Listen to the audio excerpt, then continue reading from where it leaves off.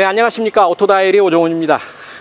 영흥도 장경리 해수욕장에 나와 있습니다. 서해바다를 보고 있으니까 가슴이 탁 트입니다. 시원합니다. 자, 오늘 시승할 차 혼다 파일럿의 블랙 에디션입니다. 검정 아우라를 뿜뿜 뿜어내는 블랙 에디션. 당연히 블랙 컬러로 사방을 다 마무리를 했죠. 실외는 물론 인테리어도 검정색으로 마무리를 했고요. 아주 검정색이 만들어내는 아름다움, 카리스마, 이런 부분들을 제대로 느낄 수 있지 않을까 싶습니다. 일단 사이즈가 크죠. 차체 길이가 5m를 넘습니다. 상당히 큰 대형 SUV로 만들어졌죠. 8인승입니다. 혼다가 자랑하는 주행보조 시스템 혼다 센싱이 좀 더 업그레이드 됐습니다. 아이템도 좀 더 많아졌고요. 그래서 운전자가 아차하고 놓치는 그런 부분들을 섬세하게 세심하게 잘 보완해 주면서 안전과 편의를 도모해 주고 있습니다. 파워트레인 V6 3.5 가솔린 엔진을 적용을 하고 있어요. 요즘 시절에 3.5L 엔진 만나기 쉽지 않은데요. 여기에 10단 자동 변속기가 그 힘을 조율을 해서 최고 출력 289마력의 힘을 냅니다. 289마력, 배기량에 비해서는 그렇게 큰 힘이라고 볼 수는 없지만 일상 주행 영역에서 일반 도로 위에서 만나게 되는 힘으로는 충분하죠. 약 2100km가 넘는 공차 중량 2130km에 달하는데요. 출력과 무게의 상관관계 보면 마력당 무게 약 7.4kg 정도 됩니다. 7초 전후로 시속 100km 주파할 수 있지 않을까 하는 생각 해보고요. 이처럼 큰 덩치가 그 정도의 힘을 갖고 있다라고 한다면 제법 빠른 그런 주행 반응 기대할 수 있지 않을까 싶습니다. 사륜구동 시스템 적용하고 있어서요. 고속 주행 안정감은 물론이고 코너에서 또 오프로드에서 좀 더 단단한 탁월한 성능, 도로를 압도하는 그런 성능 기대할 수 있지 않을까 싶습니다. 판매 가격 7,090만원에 책정되어 있죠. 7,100만원이라고 보면 될 텐데요. 수입차 시장에서 이 정도의 큰 사이즈 대형 SUV를 7천만원 정도의 가격에 살 수 있다는 건 상당히 매력있는 제안이 아닐까 싶습니다. 가격 경쟁력 충분하다 싶은데요. 여러분들 생각은 어떤지 모르겠습니다. 중요한 건 여러분들의 생각, 소비자들의 생각일 테니까요. 자, 오늘 파일럿 블랙 에디션 타고 시승을 진행하겠습니다. 여러분들 좋아요, 구독하기 눌러주시면 출발합니다. 함께 하시죠.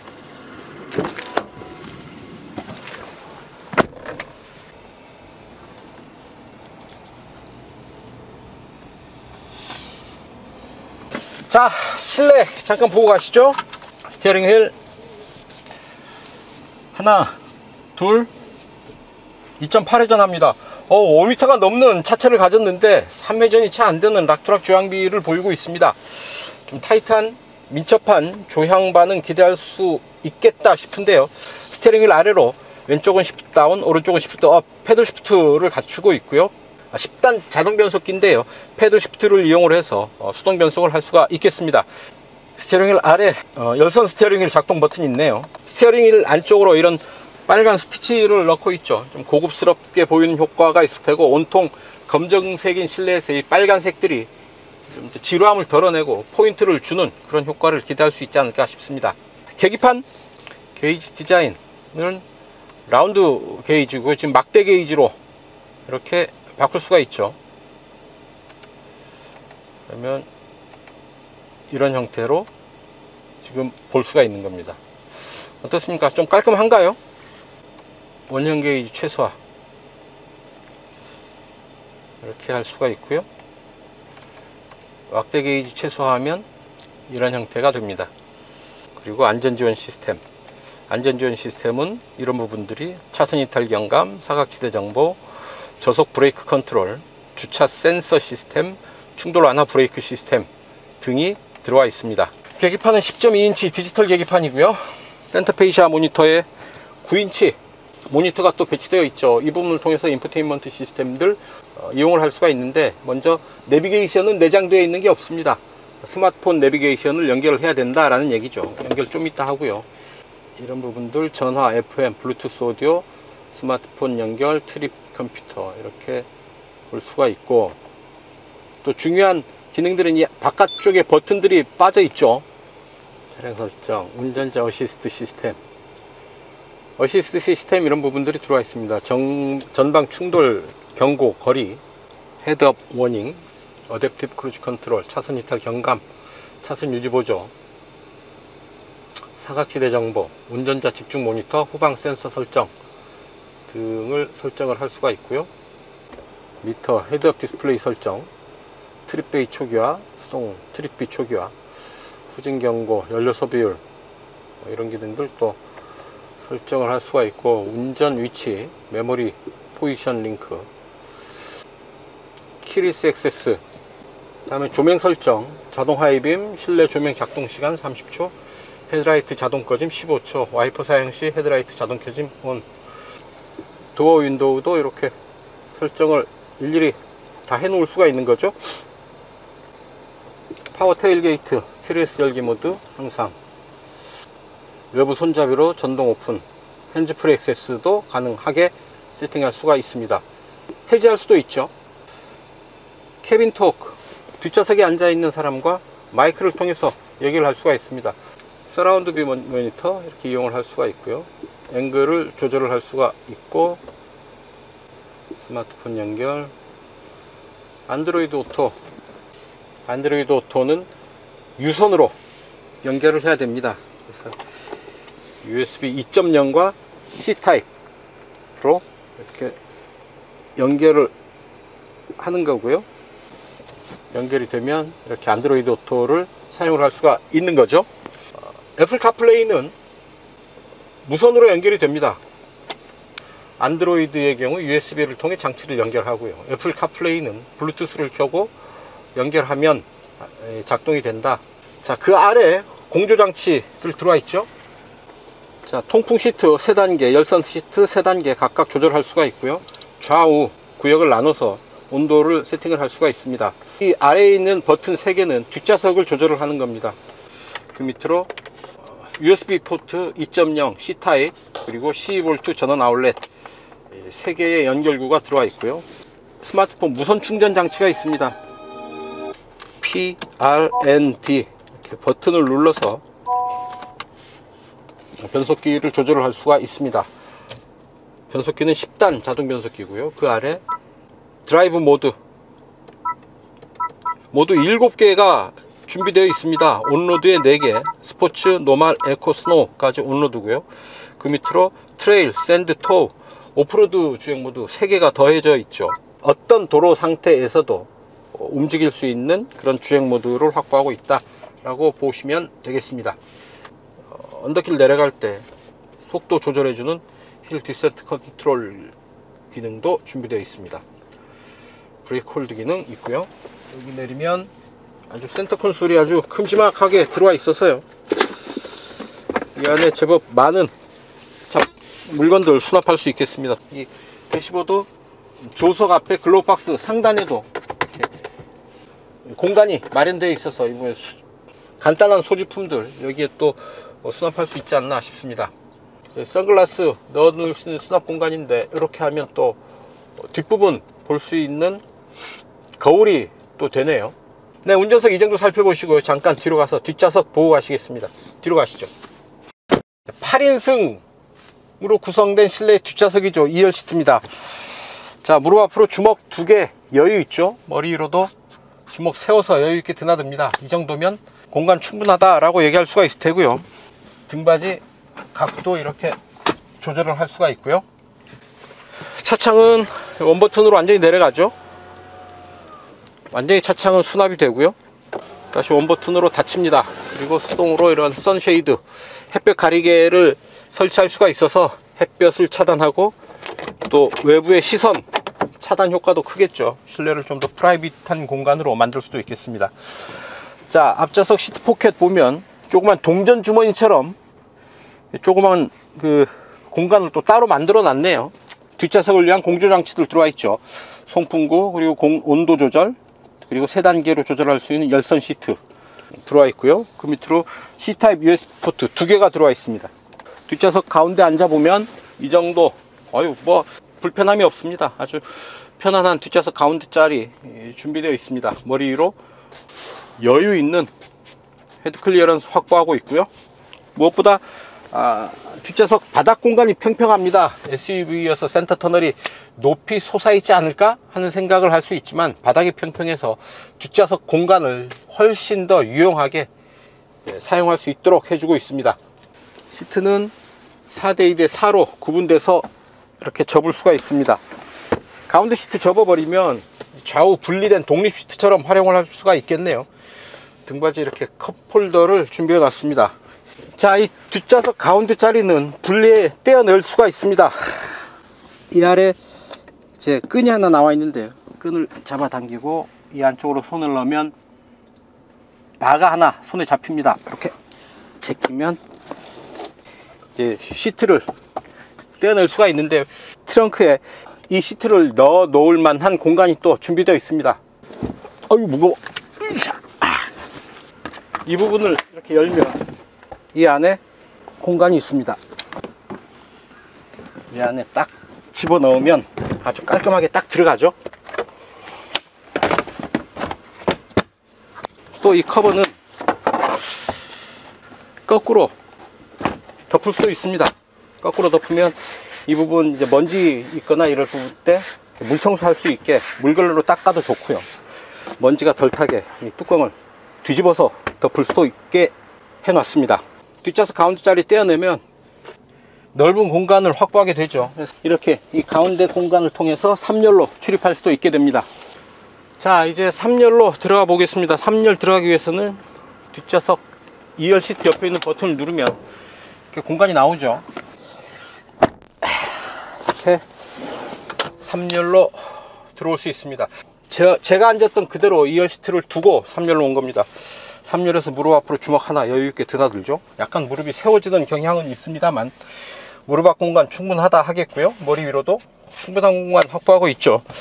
3열 시트 앞뒤 머리 공간은 괜찮지 않은가 싶습니다. 다만 휠하우스가 안으로 이렇게 파고 들고 있죠. 공간은 좁은데 여기도 3인이 앉게 돼서 뒷좌석 3인이 앉기에는 좀 좁지 않을까 하는 생각 해봅니다.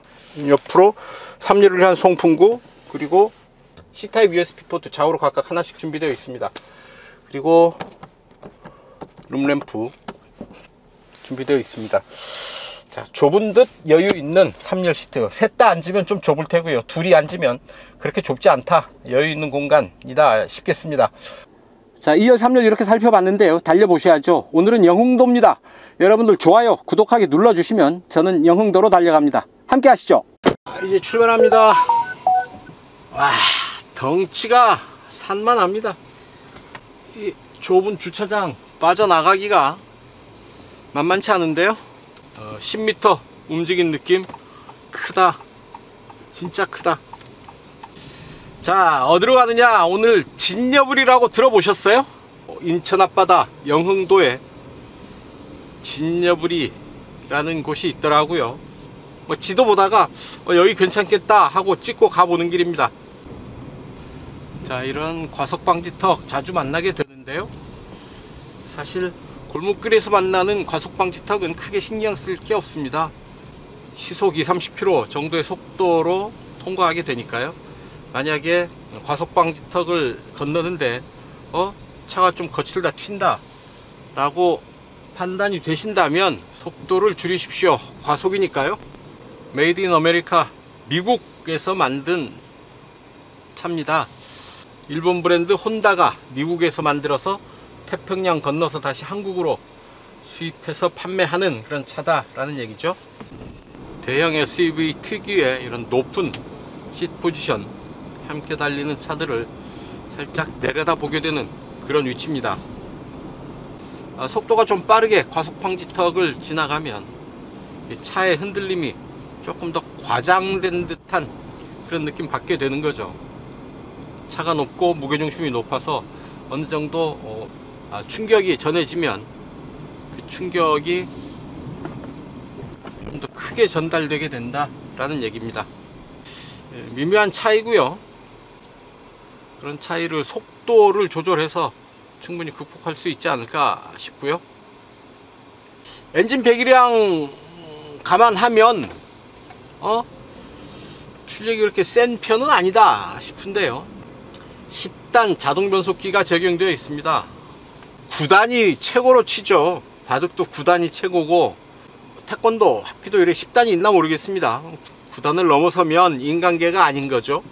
상징적인 의미겠습니다만 10단 변속기를 적용을 했다라는 것, 힘과 효율의 밸런스가 아주 최고 수준에 이르지 않았을까 하는 생각 해봅니다.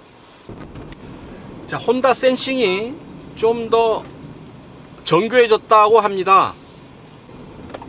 일종의 주행 보조 시스템이죠. 자, 혼다 센싱 어떤 부분들이 있나 살펴보면은요, 어댑티브 크루즈 컨트롤, 저속 추종 시스템, 엘카스, 그러니까 차선 이탈 방지 시스템, 트래픽 잼 보조, 도로 이탈 경감, 추돌 경감 제동, 오토 하이빔, 저속 브레이크 컨트롤 등이 준비되어 있습니다. 차체 바디, 혼다가 자랑하는 에이스 바디를 적용을 하고 있습니다. 독자적인 안전 차체 기술을 적용한 바디 시스템 플랫폼이라고 볼 수가 있겠죠. 객관적으로 증명된 게 미국 고속도로 안전보험협회 IIHS에서 탑 세이프티 픽 플러스 등급을 획득했다고 하니까요, 최고 수준의 안전도를 확보했다 라고 볼 수가 있겠습니다. 대로에 나오니까 좀 움직임이 자유스럽네요. 좀 여유가 좀 생겼습니다.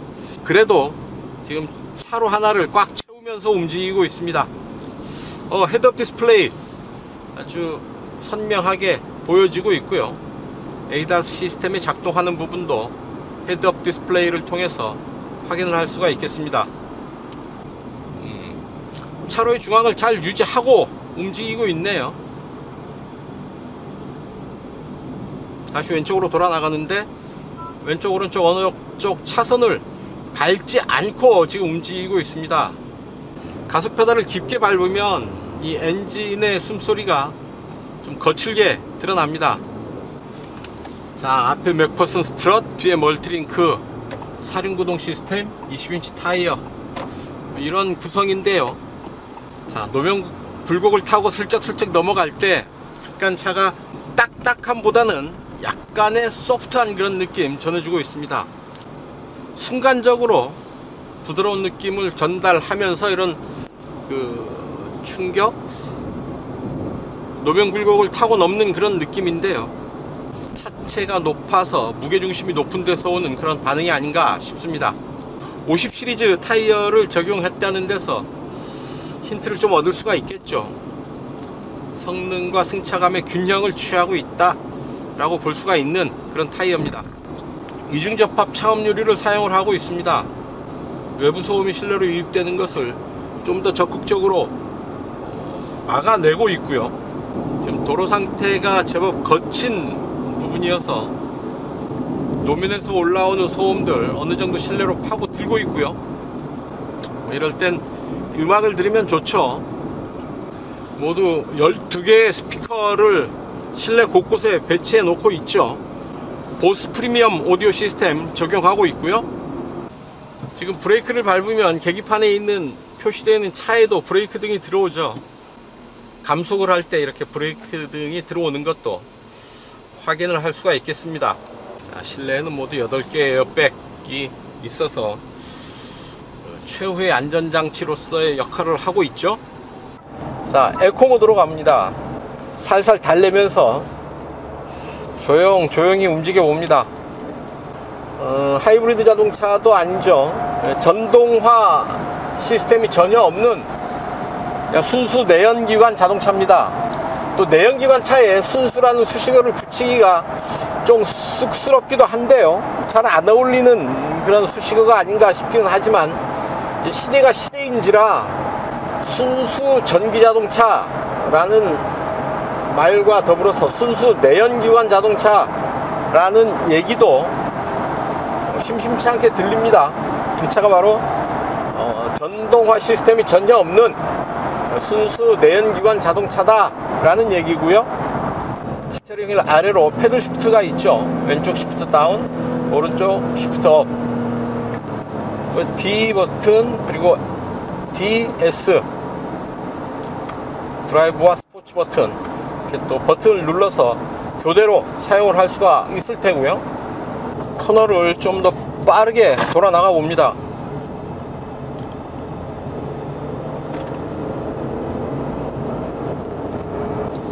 사륜구동 시스템의 안정감 있는 코너링 성능 느낄 수가 있고요.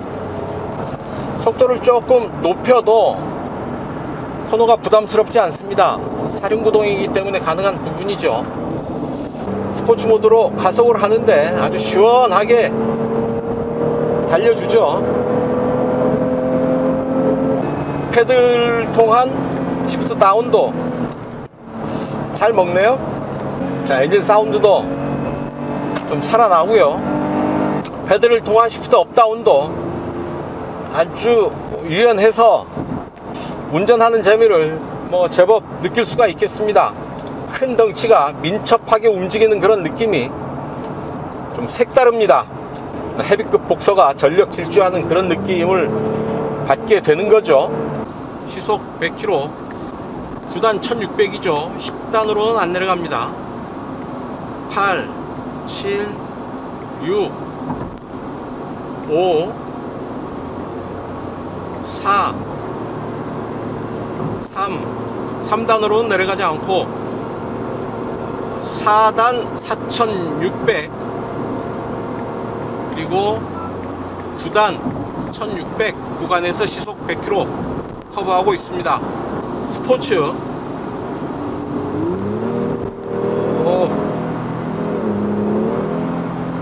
엔진 소리가 살아나죠. 액티브 노이즈 컨트롤과 액티브 사운드 컨트롤 두 개가 다 적용되어 있습니다.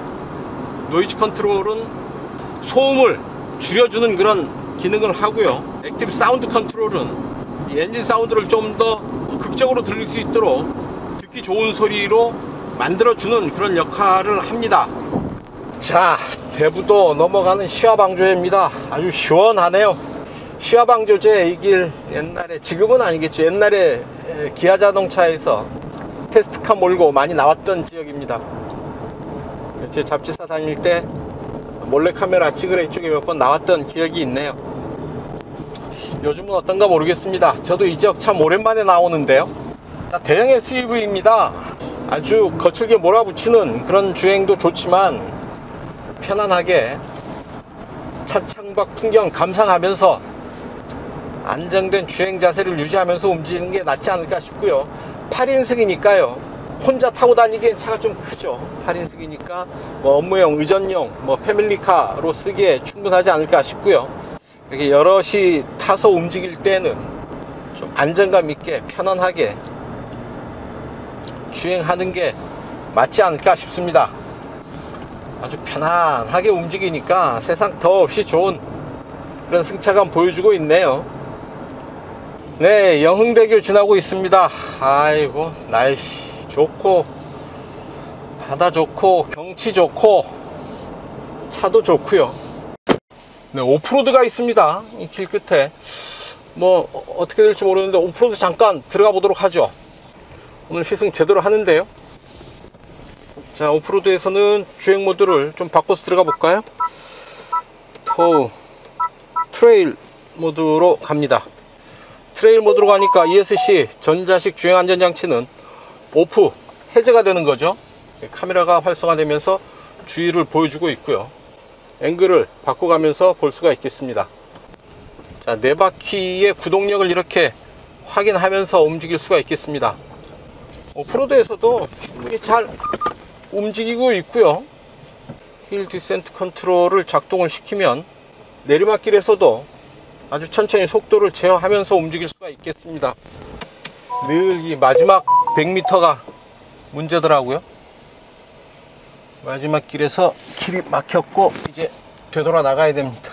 덜컹덜컹 움직이면서 오프로드를 잘 넘어가고 있습니다.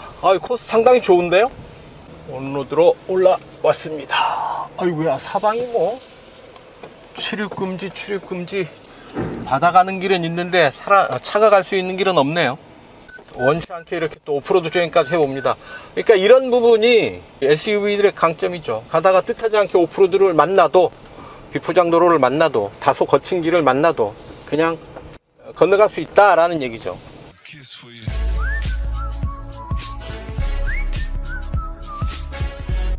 장경리 해수욕장입니다. 이제 서울로 돌아가는데요. 연비 테스트 해보도록 하죠. 서울 지하철 2호선 교대역까지 77km 나오네요. 8, 90km 정도 될 텐데요. 직접 달려가면서 이 차 실주행 연비 체크해 보도록 하겠습니다. 주행 모드 에코로 가고 실내 온도 19도, 풍량 2단계. 이 차 공인복합 연비는 리터당 8.3km로 공정 인증을 받았죠. 트립 B 초기화하고요. 자, 이제 출발합니다. 80km 2시간에 걸쳐서 달려왔습니다. 약 80km 달려온 평균 연비 리터당 10.7km 기록했습니다. 3.5리터 대배기량에 2톤이 넘는 몸무게 감안하면 그래도 리터당 10km 넘는 두 자릿수 연비 기록했다는 데 의미가 있지 않을까 싶고요. 운전자의 운전 패턴에 따라서 워낙 연비는 많이 편차가 클 수 있으니까요. 연비 잘 나오면 이 정도 나온다 정도로 참고하시면 될 듯 합니다. 연비 운전하면 연료비 굳고 또 안전운전이 자연히 되기 때문에요. 여러분들도 할 수 있다면 연비운전 적극적으로 해보시기 바랍니다. 네, 단도직입입니다. 2차 혼다 파일럿 블랙 에디션 타면서 느꼈던 사소한 아쉬움, 불편함 몇 가지 말씀을 드려볼까 합니다.